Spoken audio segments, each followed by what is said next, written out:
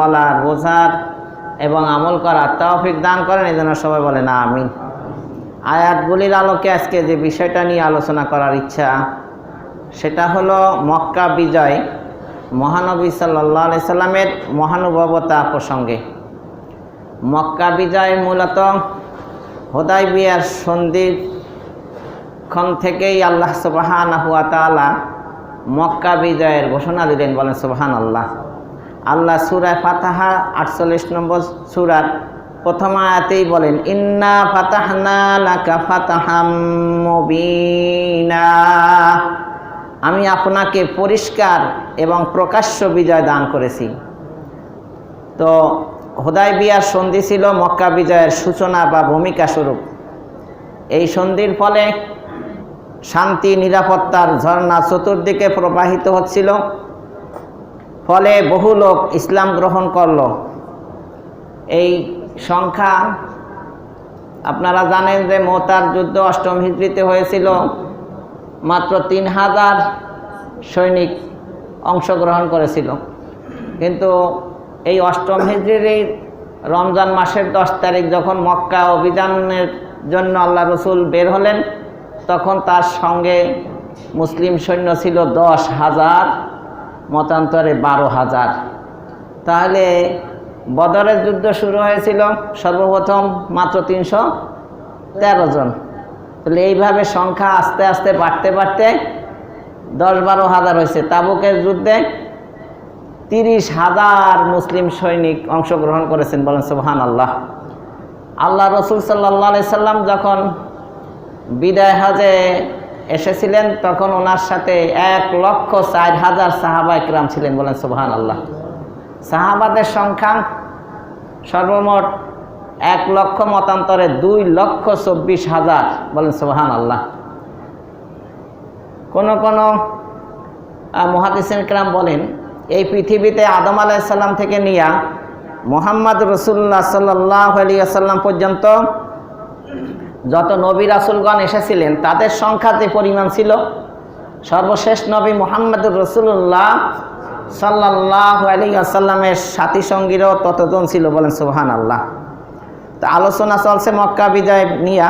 এই মক্কা বিজয়ের পরে দিন ইসলাম গ্রহণের পথে আর কোনো প্রতিবন্ধকতা থাকলো না। বলেন সুবহানাল্লাহ। তো মক্কা বিজয় এটা একটা গুরুত্বপূর্ণ ইসলামের জন্য একটা বিজয়। মানুষ দলে দলে ইসলাম গ্রহণ করতে লাগলো এই মক্কা বিজয়ের পরে। বলেন সুবহানাল্লাহ। যেটা আল্লাহ সুবহানাহু ওয়া তাআলা সূরা আন-নাসর 110 নম্বর সূরার শুরুতে আল্লাহ বলেন, ইযা জাআ নাসরুল্লাহি ওয়াল ফাth, যখন আসবে আল্লাহর সাহায্য এবং বিজয়, ওয়ারাআইতান নাসা ইয়াদখুলুনা ফি দীনিল্লাহি আফওয়াজা, তখন আপনি মানুষকে দলে দলে আল্লাহর দ্বীনে ইসলামে প্রবেশ করতে দেখবেন। বলেন সুবহানাল্লাহ। তাহলে মক্কা বিজয়ের সাথে সাথে মানুষ আর 1-2 করিয়া ইসলাম গ্রহণ করতে লাগলেন না, কি দলে দলে, গোত্র, সম্প্রদায়, সংখ্যায় অনেক বেশি, একসাথে আপনার ইয়ামান থেকে প্রায় 700 কাফের এসে কি হয়ে গেল, মুসলমান হয়ে গেল। বলেন সুবহানাল্লাহ। তো মক্কা বিজয়ের ঘটনা একটি সিদ্ধান্তমূলক অভিযান। এর ফলে আরবের পৌত্তলিকতার চির অবসান ঘটেছিল। সমগ্র আরবের জন্য সত্য মিথ্যা চিহ্নিত হয়ে যায়। তারা দ্রুত ইসলাম কবুল করতে থাকে। আরবের লোকেরা বলতো, মুহাম্মদ নিজের কওমের উপরে যদি বিজয় লাভ করেন, তবে বোঝা যাবে যে সে সত্য নবী। তারপর যখন মক্কা বিজয় ঘটল, তখন সকল কওম ইসলাম গ্রহণের জন্য এগিয়ে এলো। বলেন সুবহানাল্লাহ। তখন মানুষ দলে দলে ইসলামের ছায়ায় আশ্রয় নিয়েছিল। বলেন সুবহানাল্লাহ। তাহলে মক্কা বিজয়ের এই ঘটনা, ঐতিহাসিক ঘটনা, আপনার যার মাধ্যমে আল্লাহ তাআলা তার দ্বীন, রাসূল সাল্লাল্লাহু আলাইহি সাল্লাম এবং তার বাহিনী এবং দ্বীনের হেফাজতকারীদের মর্যাদা প্রদান করেছিলেন মক্কা বিজয়ের মাধ্যমে। বলেন সুবহানাল্লাহ। এছাড়াও এই মক্কা শহর এবং এই বাইতুল্লাহ, খানায় কাবা, যেটার প্রসঙ্গে আল্লাহ নিজেই বলেন, ইন্না আউওয়ালা বাইতিন উযিয়া লিন-নাসি লাল্লাযী বিবাক্কাতা মুবারাকান ওয়া হুদাল লিল আলামিন ফীহি আয়াতুম বায়্যিনাতুন ওয়া মাকামু ইব্রাহিম ওয়া মান দাখালাহু কানা আমিনা। আল্লাহ সুবহানাহু ওয়া তাআলা পৃথিবীর পুরাটাই ছিল পানি, তখন মাটির কোনো নাম গন্ধ কিছুই কি ছিল না। তো এখন যেখানে খানায় কাবা অবস্থিত ওটাও তো পানিই ছিল। ওখান থেকে একটা ফেনা উঠাইলেন, ওই ফেনাটা যখন বাস্ট হইল, ফেটে গেল, ওখান থেকে একটা গ্যাস নির্গত হইয়া ওই গ্যাস দিয়ে আল্লাহ আসমান তৈরি করলেন, আর ফেনাটা দিয়ে গোটা জমিন মাটি সৃষ্টি করলেন। আর ওটা যেহেতু ওই ফেনাটাকে বলা হয় বাক্কা আরবিতে, এই জন্য ওই পরবর্তীতে মানুষ ওই বাক্কা বলতে বলতে হয়ে গেছে মক্কা। ওইটাই ছিল খানায় কাবার মানে ভিত্তি স্থাপন যেখানে হয়েছে, ওইটাই ছিল পৃথিবীর মাঝখান। তাহলে খানা কাবাটা আছে কোথায়? পৃথিবীর মাঝখান। আর সর্বশেষ নবীকে অন্য কোনো এলাকায় না পাঠাইয়া পাঠাইছেন ঠিক পৃথিবীর মাঝখানে, কারণ উনি বিশ্ব নবী। বিশ্বের কোনো এলাকায় পাঠানো ওনার জন্য উচিত নয়, সমীচীন নয়। ওনাকে বিশ্বের মাঝখানে পাঠানোই যুক্তিযুক্ত, কারণ গোটা বিশ্বটাই ওনার নবুয়াত রেসালাতের স্বীকৃতি দিবে। উনি সর্বশেষ নবী, ওনার পরে আর কোনো নবী আসবেন না। তো ওইটা ছিল বাক্কা। তো ইন্না আউওয়ালা বাইতিন উযিয়া লিন-নাসি লাল্লাযী বিবাক্কাতা মুবারাকান ওয়া হুদাল লিল আলামিন। এই বরকতময় সমগ্র জাতির হেদায়েতের মাধ্যম এই খানায় কাবাকে আল্লাহ তাআলা ওখানে মানে কি করলেন? আল্লাহ তাআলা তৈরি করলেন ফেরেশতাদের মাধ্যমে, আল্লাহর হুকুমে। 10 বার এই খানায় কাবা নির্মাণ হয়েছে। সর্বপ্রথম আল্লাহ খানায় কাবা নির্মাণ করছেন কাদের মাধ্যমে? ফেরেশতাদের মাধ্যমে। তাহলে এই ঘরের হেফাজতের জন্য এই ঘরকে জগতের মানুষের হেদায়েতের মাধ্যম করেছিলেন খানায় কাবাকে। এই কাফেরের বা মুশরিকদের হাত থেকে এই মক্কা বিজয়ের মাধ্যমে মুক্ত করেছিলেন, বলেন সুবহানাল্লাহ। তার মানে এই খানায় কাবা উদ্দেশ্য ছিল মানুষের হেদায়েতের মাধ্যম, সেটাকে তারা গোমরাহির মাধ্যম বানাইয়াছিল কাফেরেরা। 360টা মূর্তি স্থাপন করেছিল, ওখানে শিরিক চলতো। তো মক্কা বিজয়ের মাধ্যমে এই শিরিক মুক্ত কইরা আপনার মানুষের হেদায়েতের কল্যাণের মাধ্যম করে দিলেন, বলেন সুবহানাল্লাহ। এই বিজয়ের ফলে আসমানবাসী ফেরেশতাদের মধ্যে আনন্দের ঢল বয়ে যায়। এই মক্কা বিজয়ের ফলে আল্লাহর দ্বীনে মানুষ দলে দলে প্রবেশ করতে শুরু করে এবং বিশ্বজগতের চেহারা আনন্দে চকচক করে ওঠে, যেটা আপনার জাদুল মাআদ 2য় খণ্ডের ভিতরে হাফেজ ইবনুল কাইয়ুম রাহমাতুল্লাহ আলাইহি এই মক্কা বিজয়ের ফলাফল ঘোষণা করেন। মক্কা বিজয়ের যুদ্ধই ছিল প্রকৃত ফয়সালাকারী যুদ্ধ এবং মক্কা বিজয়ই ছিল প্রকৃত বিজয়, যা মুশরিকদের শক্তিমত্তা এবং অহংকারকে ধ্বংস করে দিয়েছিল, বলেন সুবহানাল্লাহ। আরব উপদ্বীপে শিরিক বা মূর্তি পূজার আর কোনো অবকাশ থাকলো না। কিয়ামত পর্যন্ত আর মক্কায় কাবার ভিতরে কোনো মুশরিক কাফের প্রবেশ করতে পারবে না। তো এই সিদ্ধান্তমূলক যুদ্ধে লোকদের দৃষ্টি খুলে গেল, তাদের চোখের উপরে যে পর্দা পড়েছিল তাও অপসারিত হলো। দিন ইসলাম গ্রহণের পথে আর কোনো প্রতিবন্ধকতাই থাকলো না। মক্কা বিজয়ের পরে রাজনৈতিক ও ধর্মীয় আকাশে মুসলমানদের সূর্য চমকাতে লাগলো, বলেন সুবহানাল্লাহ। দিনী কর্তৃত্ব আর দুনিয়াবি আধিপত্য উভয়ই পুরাপুরি মুসলমানদের নিয়ন্ত্রণে এসে গেল মক্কা বিজয়ের মাধ্যমে, বলেন সুবহানাল্লাহ। তো এখন আজকের আলোচনা হলো মক্কা বিজয়ের যে মহানবী সাল্লাল্লাহু আলাইহি সাল্লামের মহানুভবতা এই প্রসঙ্গে। তো মক্কা বিজয়ের বা মক্কা বিজয়ের অভিযানের কারণটা কি ছিল, কিভাবে এই যুদ্ধর সূত্রপাত ঘটে, এটা আপনার আমার সকলের কি জানা থাকার লাগবে না? কেন মক্কা বিজয় করতে গেলেন, কোন কারণে? তো এই প্রথমত আপনারা দীর্ঘদিন যারা আলোচনা শুনে আসছেন তারা জানেন আল্লাহ রসুল সাল্লাল্লাহু আলাইহি ওয়াসাল্লাম 6ষ্ঠ হিজরিতে হুদায়বিয়া নামক স্থানে তিনি হজব্রত ওমরা হজ পালন করার জন্য 1400 সাহাবায়ে কেরামদেরকে নিয়ে মক্কার অভিমুখে রওনা দিয়েছিলেন। কাফেরদের বাধার সম্মুখীন হইয়া হুদায়বিয়া থেকে ফিরে আসতে হয় এবং মক্কার কুরাইশদের সাথে একটা সন্ধি চুক্তি করা হয়। এই সন্ধি চুক্তির অনেকগুলা ধারা ছিল। হুদায়বিয়ার সন্ধির একটি ধারা ছিল, যে কেউ ইচ্ছা করলে আল্লাহ রসুল সাল্লাল্লাহু আলাইহি সাল্লাম অথবা কুরাইশদের সাথে মিত্রতা সূত্রে আবদ্ধ হতে পারবে। যিনি যে দলে যোগ দিবেন তিনি সেই দলের অংশ বলেই বিবেচিত হবেন। মক্কায় দুইটা বংশ সম্প্রদায় আগের থেকেই যুগ যুগ ধরে কোন্দল মারামারি কাটাকাটি করে আসছে। একটা হলো বনু বকর আর একটা হলো বনু খোজা। এই দুইটা বংশের নাম মনে রাখেন, একটা কি বনু বকর আর একটা কি বনু খোজা। তো আল্লাহ রসুল যে সন্ধি করলেন, চুক্তির ভিতরে একটা ধারা এটাই ছিল, এই দুই দল তো আর একসাথ হবে না, অবশ্যই এক দল হয়তো কুরাইশদের পক্ষে যাবে আর এক দল হয়তো মুসলমানের পক্ষে আসবে। তাহলে যাদের সাথে যে মিত্রতা বন্ধনে আবদ্ধ হবে সে তাদের দলের লোক হয়ে যাবে। সুতরাং যদি বনু বকর ইতিহাসে লেখে বনু বকর গেছে কুরাইশদের পক্ষে মিত্রতা স্থাপন করছে, তাদের বন্ধু হয়ে গেছে। কাদের সাথে সম্পর্ক করছে? কারা?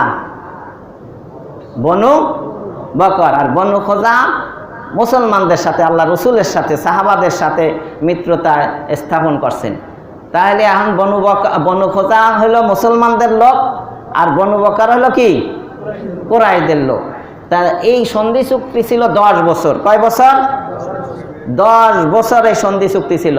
1 বছর 2 বছর নয়। কয় বছরের জন্য? 10 বছরের জন্য। তো চলছে 22 মাস পর। কয় মাস? 22 মাস পর 8ই শাবান। শাবান মাসের কয় তারিখ? 8 তারিখ। বনু বকরের একটা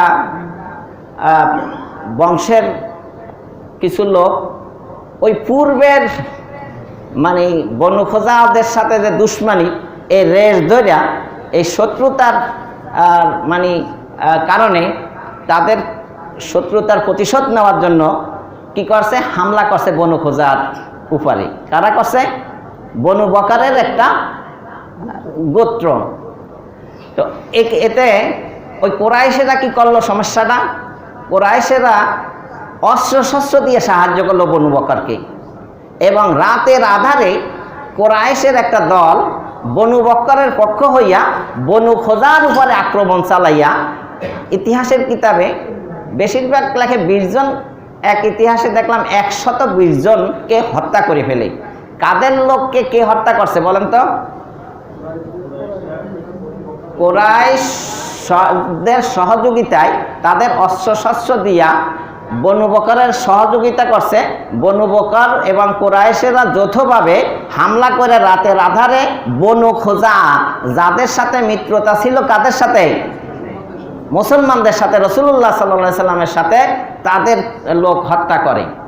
তখন বদাইল ইবনে ওয়ারাকা বনু খোজার লোক, সে করল কি 40 জনের একটা প্রতিনিধি দল নিয়ে এই খবরটা আল্লাহ রসুল সাল্লাল্লাহু আলাইহি সাল্লামের কাছে পৌঁছাইয়া দিল যে হুজুর এই এই ঘটনা, মক্কার কুরাইশেরা বনু বকরের পক্ষ নিয়ে আমাদের এইসব লোকগুলারে হত্যা করে ফেলছে। আল্লাহ রসুল সম্পূর্ণ অবহিত হলেন ঘটনাটা। তখন আল্লাহ রসুল কি করলেন? একটা চিঠি লিখে মক্কার কুরাইশদের কাছে পাঠাইয়া দিলেন। 3টা প্রস্তাব দিলেন চিঠির ভিতরে। কয়টা প্রস্তাব? 1 নম্বর প্রস্তাব হলো, যাদেরকে তোমরা হত্যা করছো তার দিয়াত দাও, ক্ষতিপূরণ দাও। একটা লোকের হত্যার ক্ষতিপূরণ হলো 100 উট, তার ভিতরে 40টা উটনি থাকবে গর্ভবতী। এই হলো একটা লোকের ক্ষতিপূরণ। এইভাবে সকল লোক যাদেরকে তোমরা হত্যা করেছো তার ক্ষতিপূরণ তোমাদের দিতে হবে, তাহলে ওই আমার সাথে যে চুক্তি ছিল 10 বছরের ওটা বহাল থাকবে। আর 2 নম্বর শর্ত বা প্রস্তাব হলো, যারা এই বনু বকরের পক্ষ হইয়া বনু খোজাদের উপর আক্রমণ করছে, যারা অস্ত্রশস্ত্র দিছে, এদেরকে তোমরা দল থেকে বহিষ্কার করে দাও। তাদের সাথে কুরাইশেরা আর কোনো সম্পর্ক রাখতে পারবে না। 3 নম্বর প্রস্তাব হলো, যদি এই 2টার কোনোটা তোমরা না মানো তাহলে সরাসরি ঘোষণা করে দাও আমরা সন্ধি চুক্তি মানে এটা ত্যাগ করলাম, আমরা সন্ধি চুক্তি আর বহাল রাখলাম না, এই ঘোষণা করে দাও। এরা পত্র পাইয়া ওই 3 নম্বরটাই গ্রহণ করলো, সরাসরি বলে দিল যে আমরা আর সন্ধি চুক্তির সাথে নাই।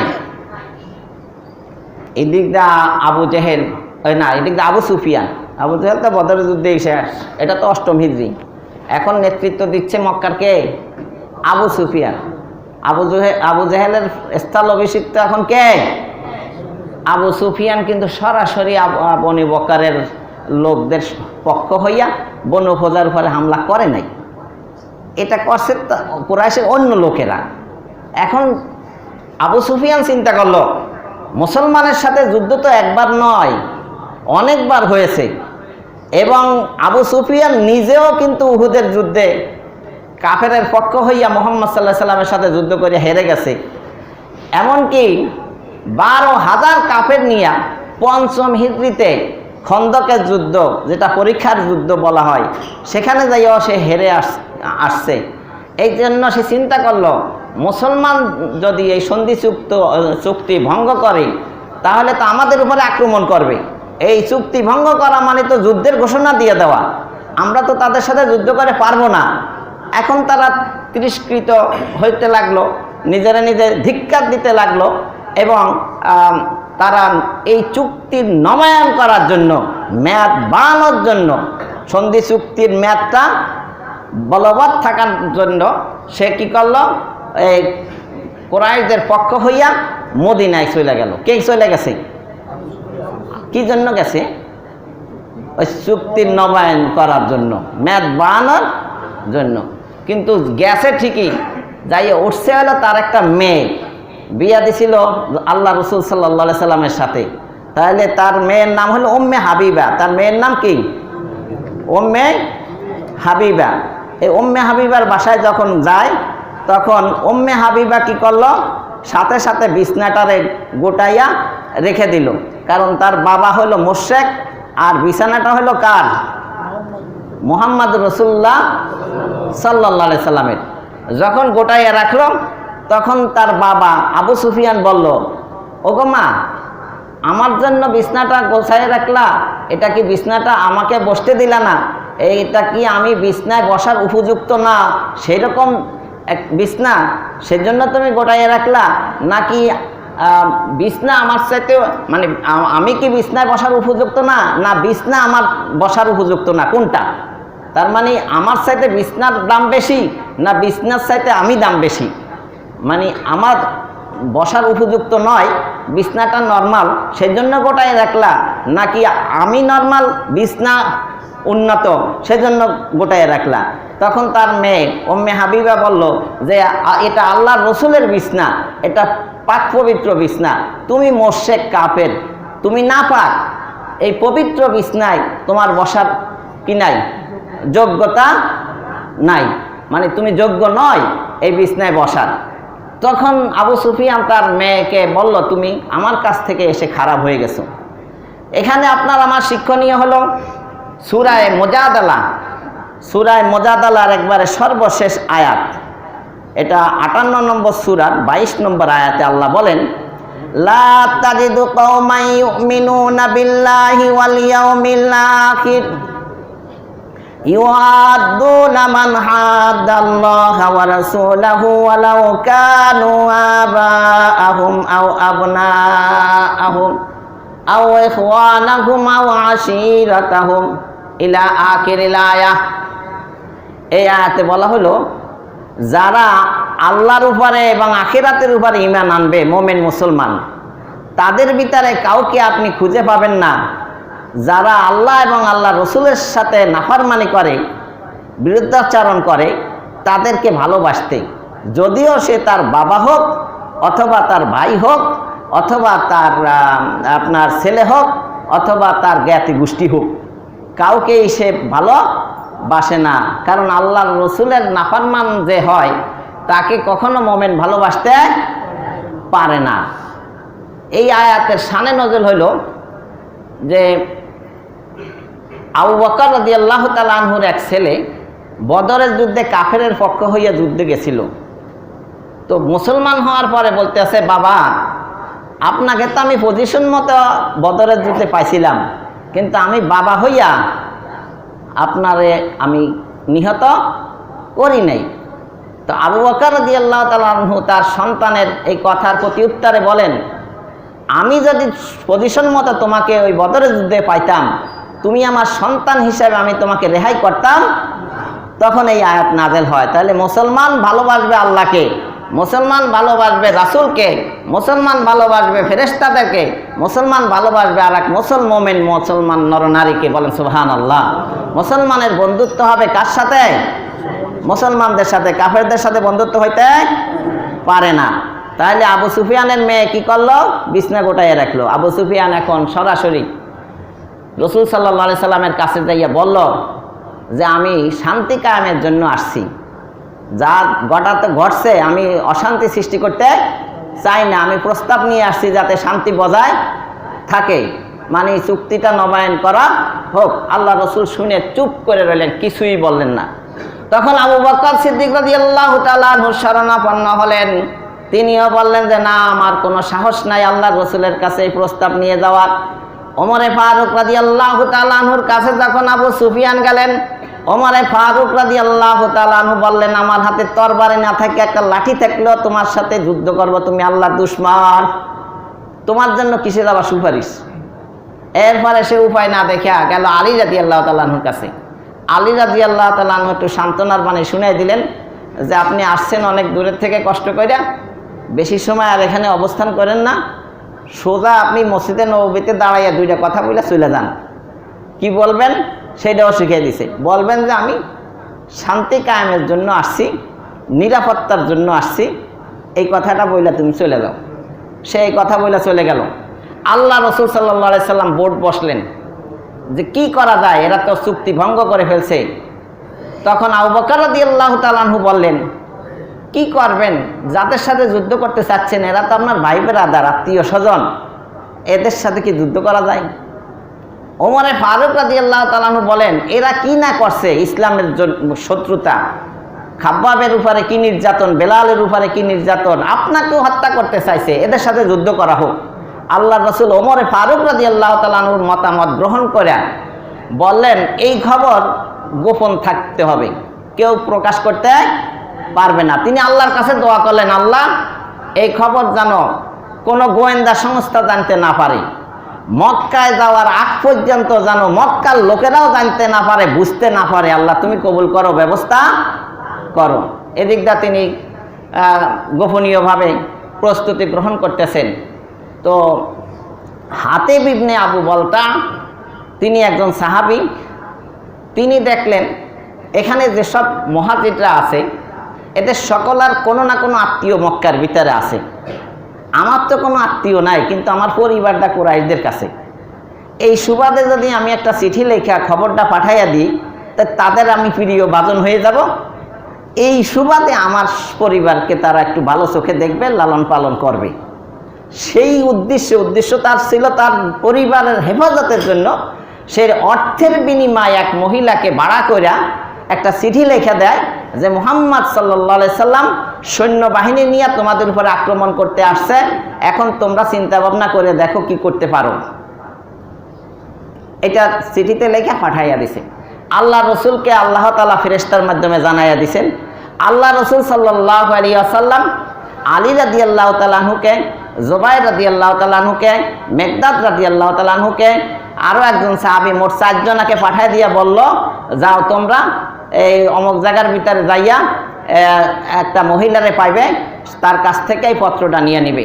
সেখানে যাইয়া যখন মহিলাকে বলল যে তোমার কাছে একটা পত্র আছে, পত্রটা দিয়ে দাও, ওই মহিলা বলল আমার কাছে কোনো পত্র নাই, অস্বীকার করে ফেললো।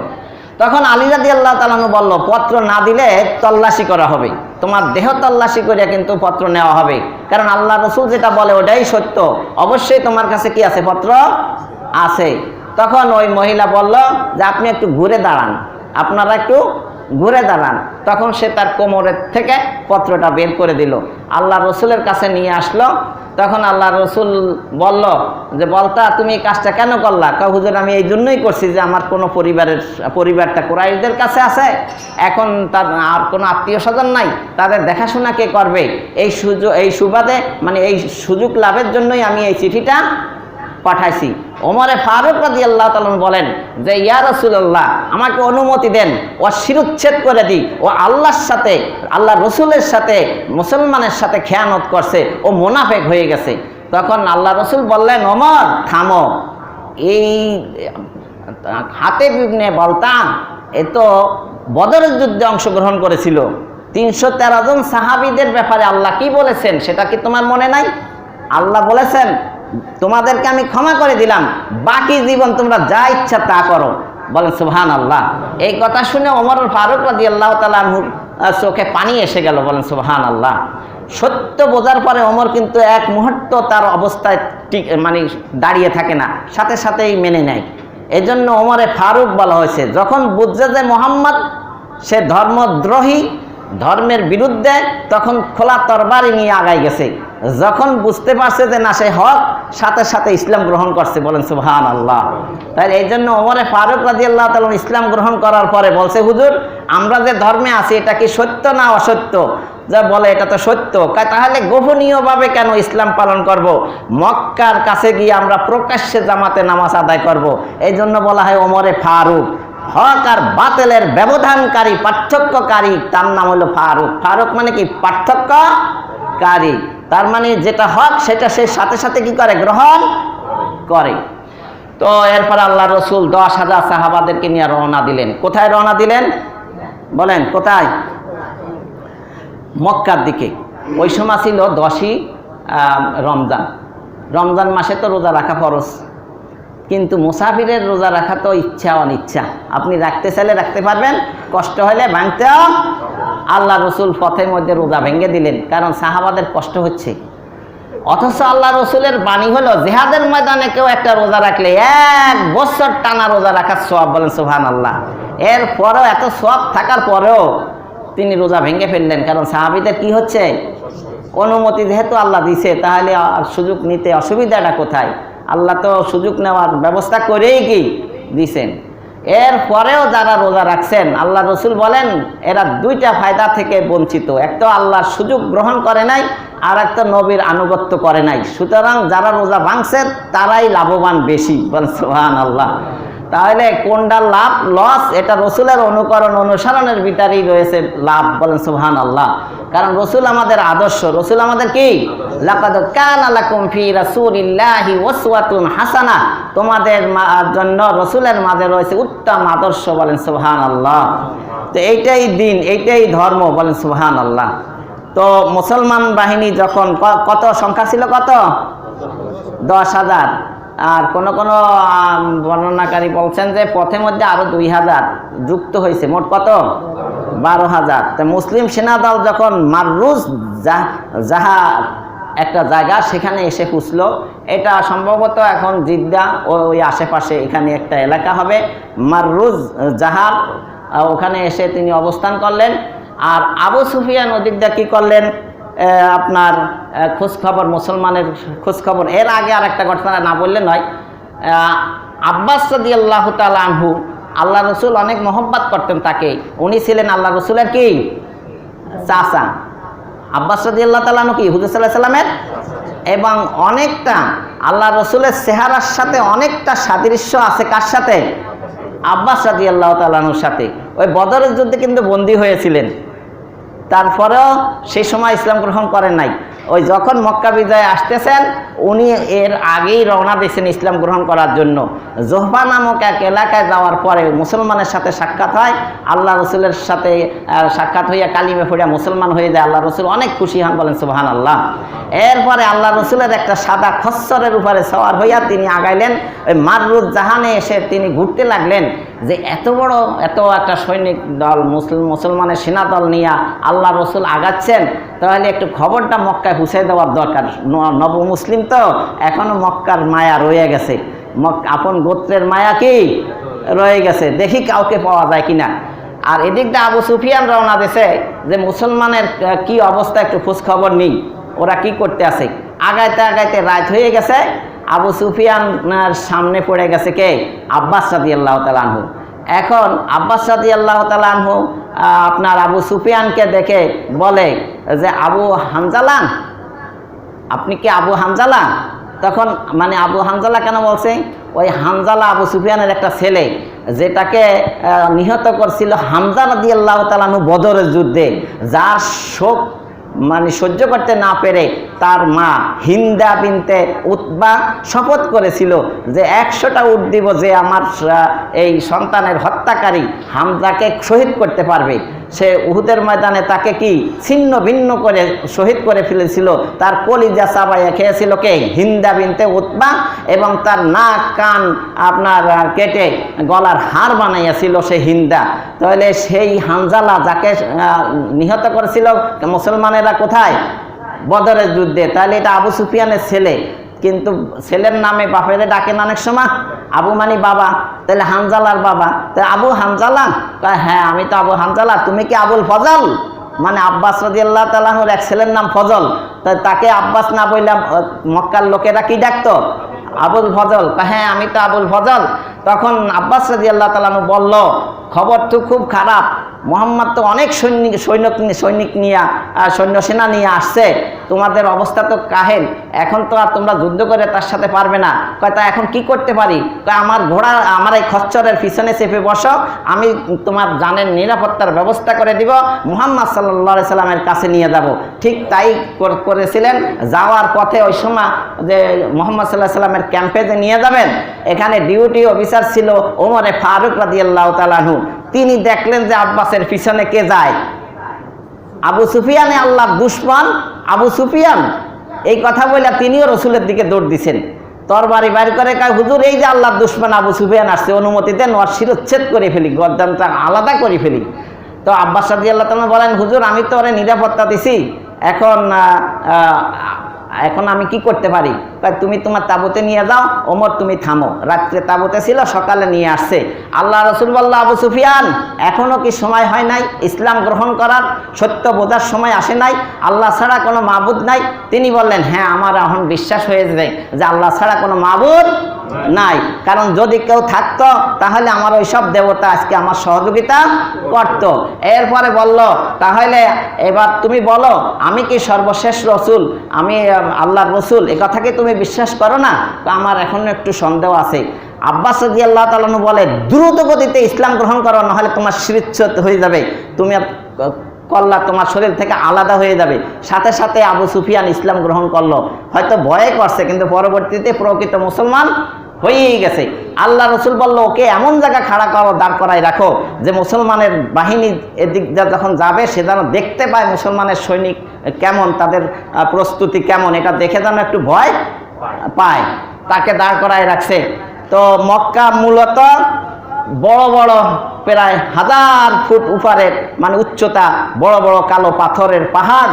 এই পাহাড়ের চারদিকে রাস্তা আছে, চারদিকে রাস্তা আছে। তা আল্লাহ রসুল চারদিক দিয়েই আপনার বিভিন্ন সৈনিকের দল প্রেরণ করলেন। তো এক এক দল যাচ্ছে আর দেখতেছে।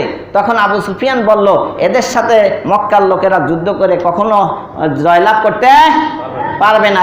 এই মানে বিশ্বাস এসে গেল তার ভিতরে, এই ধারণাটা বদ্ধমূল হয়ে গেল যে মুসলমানের সাথে যুদ্ধ করে মক্কার কাফেররা পারবে না। এরপরে বলল আব্বাস রাদিয়াল্লাহু তাআলা আনহু, তাহলে ওকে এখন মক্কায় পাঠাইয়া দিই। আল্লাহ রসুল বলল, হ্যাঁ পাঠাইয়া দেন। তখন আব্বাস রাদিয়াল্লাহু তাআলা আনহু বললেন যে সে তো মক্কার লিডার, সর্দার, তারা তো একটু সম্মান দেওয়া উচিত। তখন আল্লাহ রসুল বলল, যে কাফেরেরা মক্কার কাফেরেরা আবু সুফিয়ানের ঘরে প্রবেশ করবে সে নিরাপদ। বলেন সুবহানাল্লাহ। আর যে ঘরের দরজা বন্ধ করে ভিতরে বসে থাকবে সেও নিরাপদ, যে খানায় কাবার ভিতরে প্রবেশ করবে সেও নিরাপদ, যে অস্ত্র ছাড়া বাইরে আসবে সেও কি নিরাপদ। আবু সুফিয়ান দৌড়াই যাইয়া কয়, সর্বনাশ হয়ে গেছে নিজের গোত্ররে। মুসলমান কাফেরেরা বলে, কি হয়েছে? আরে যে পরিমাণ সৈন্য সেনা নিয়ে আসতেছে মোহাম্মদ, সে তো এর আগে আরেক ঘটনা, সেটা হলো যে আব্বাস রাদিয়াল্লাহু তাআলা আনহু আবু সুফিয়ান এই সৈন্যর জন্য দেখে বলতেছে যে আব্বাস তোমার ভাতিজা তো বাদশাহী হয়ে গেছে, মানে বাদশাহ হয়ে গেছে, তার তো লোকজনের অভাব নাই। তখন আব্বাস রাদিয়াল্লাহু তাআলা আনহু বলেছিলেন যে না, বাদশাহী না, এটা নবুয়ত, এটা তিনি নবুয়তের পাওয়ার দেখাচ্ছেন, এটা বাদশাহীর পাওয়ার না। বলেন সুবহানাল্লাহ। তো তিনি তার দলের কাছে যখন গেলেন, যাইয়া বললেন যে তোমরা আমার ঘরের ভিতরে ঢোকো, তাহলে নিরাপদ, না হলে কোনো বাঁচার উপায় নাই।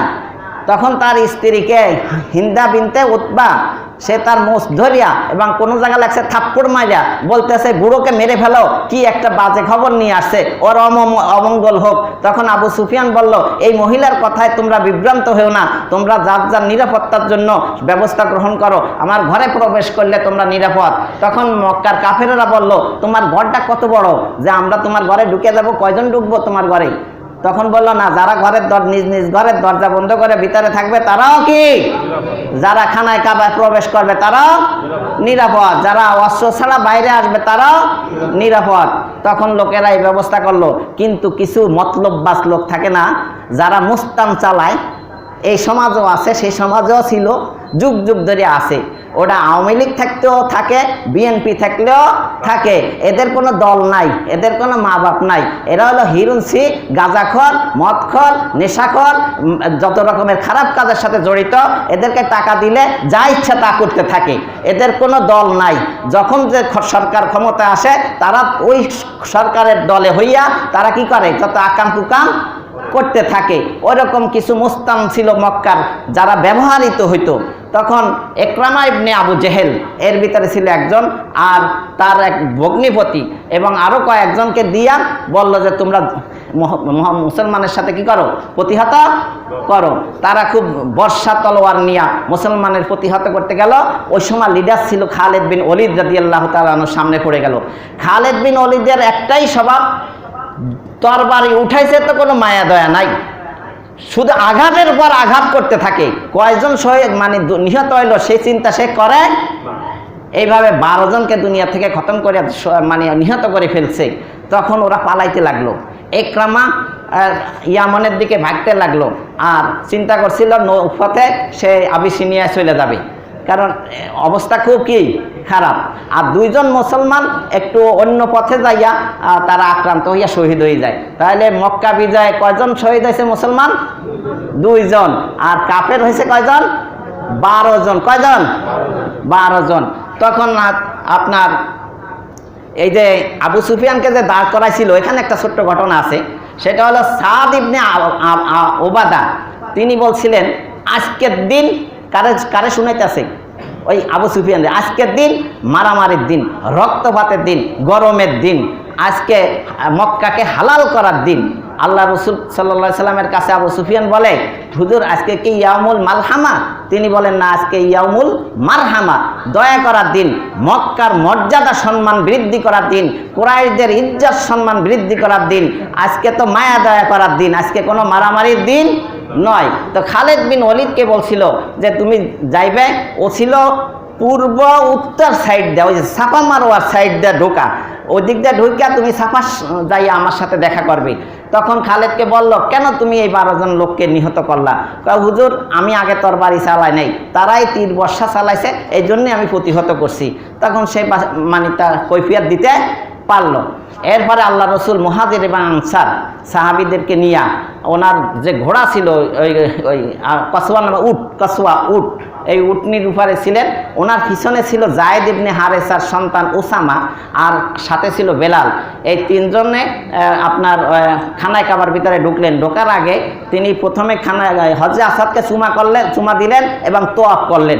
তারপরে তলহা ইবনে ওসমান, যার হাতে খানায় কাবার চাবি ছিল, তাকে ডেকে এনে চাবি নিয়ে খানায় কাবার ভিতরে ঢুকলেন এবং ওনার হাতে একটা লাঠি ছিল, যতগুলো মূর্তি ছিল 360টা, সবগুলাকে আপনার একটু জাল হক অজাহাল জাল হক ওয়া জাহাকাল বাতিল ইন্নাল বাতিলা কানা যাহুকা, এই আয়াত পাঠ করতেন আর লাঠি দিয়ে একটা গুতা দিতেন, ওটা ভেনিশ হইয়া পড়ে যেত। বলেন সুবহানাল্লাহ। এভাবে সব পরিষ্কার করার পরে মক্কার আপনার খানায় কাবার ভিতরে 2 রাকাত সালাত আদায় করলেন এবং তাকবীর উচ্চারণ করলেন। ওনার তাকবীর শুনে সাহাবারাও তাকবীর দিতে আরম্ভ করলেন। আপনার পুরা কাবা আপনার তাকবীরের ধ্বনিতে প্রকম্পিত হতে লাগলো, বলেন সুবহানাল্লাহ।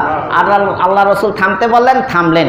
এরপরে বের হইয়া দেখলেন মক্কার কুরাইশেরা অপেক্ষায় আছে, কি করে আজকে মুহাম্মদ আমাদেরকে। কারণ একদিকে তার সাথে আছে বেলাল, যার উপরে উমাইয়া অনেক নির্যাতন করেছে, আপনার বলার সময় নাই। আগামীতে আমরা যে তাফসিরটা করব সেটা হলো সূরা লাহাবের। ওখানে আসবে ইসলামের প্রথম যুগে কি রকম নির্যাতনের শিকার হয়েছে মুসলমান, এবং ইসলাম কিভাবে ধাপে ধাপে ক্রমান্বয়ে সামনের দিকে আগাইছে। ইসলামের শুরুর পথটা আলোচনা হবে সূরাতুল লাহাবের ভিতরে, আর সূরা নাসরের ভিতরে যে আলোচনা হয়েছে এটা কোনটা? বিজয়, মানে শেষের দিকের আলোচনাটা। আর লাহাবে হবে কি? ওখানে বেলাল রাদিয়াল্লাহু তাআলা আনহুর আলোচনাও কি আসবে।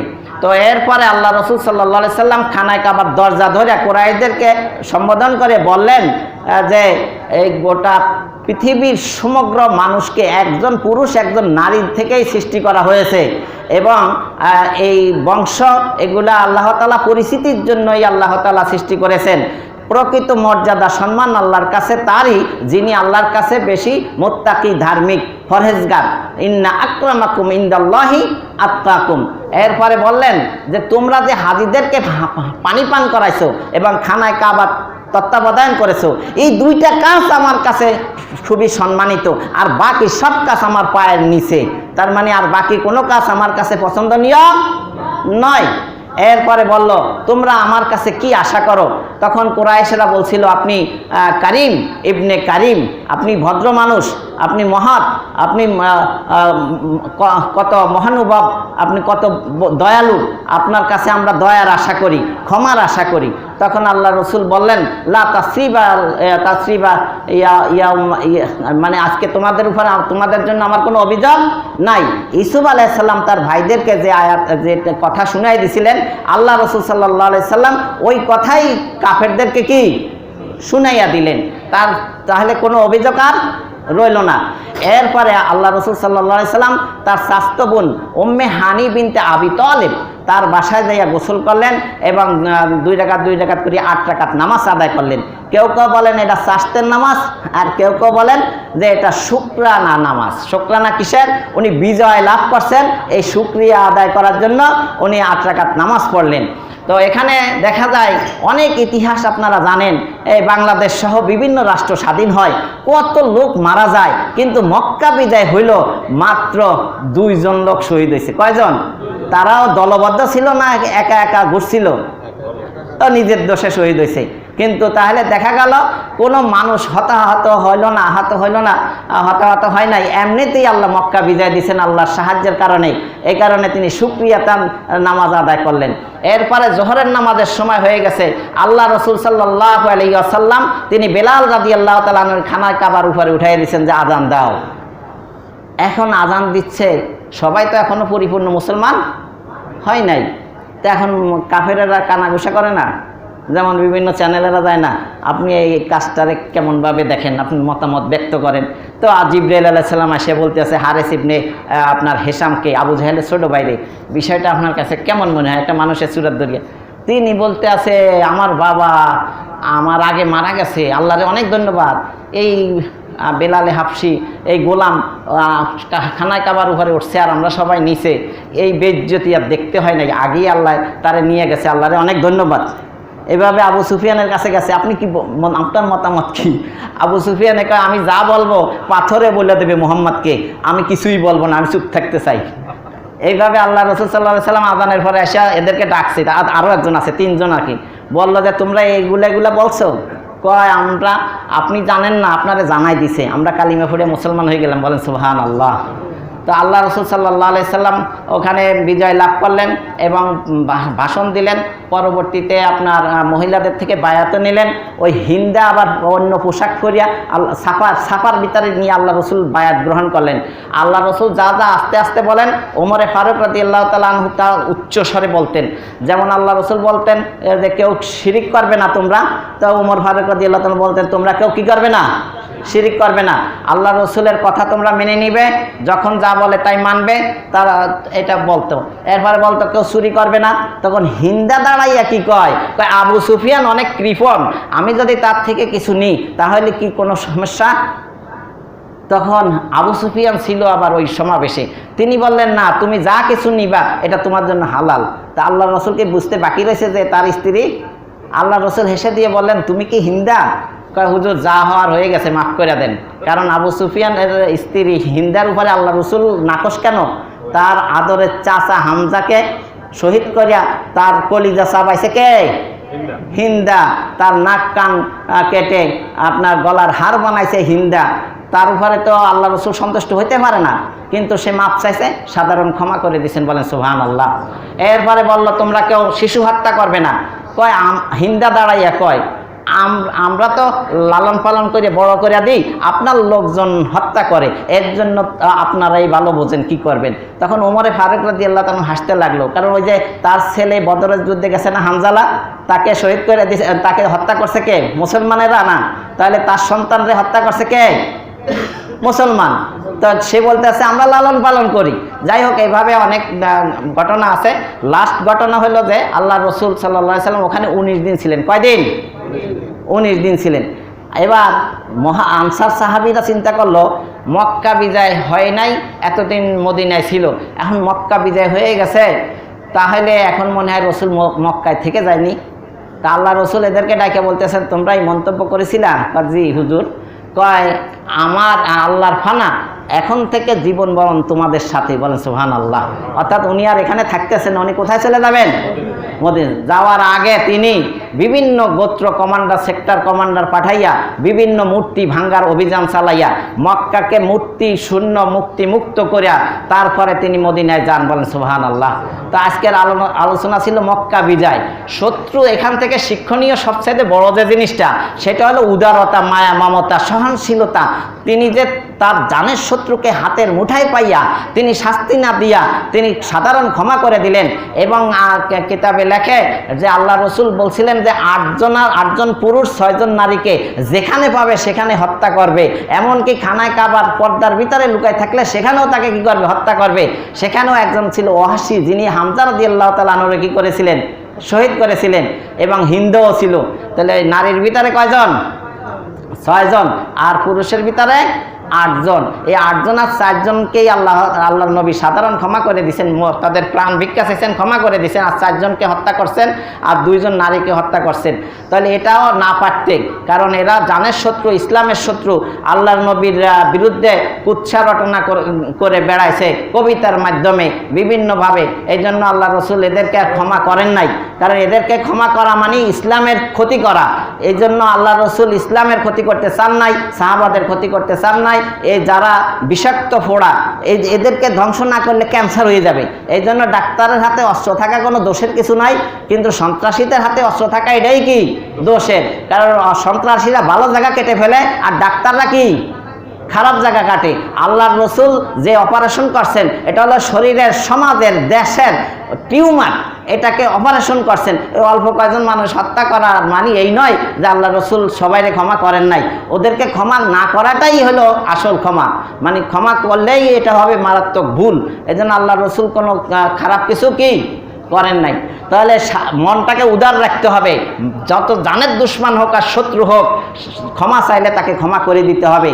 জান্নাতি ব্যক্তির এটাই একটা আপনার মানে গুণ, যে তারা রাগকে হজম করে এবং আপনার মানুষকে ক্ষমা করে, এবং রাতে দিনে অভাবে, সচ্ছলতায়, অসচ্ছলতায় প্রকাশ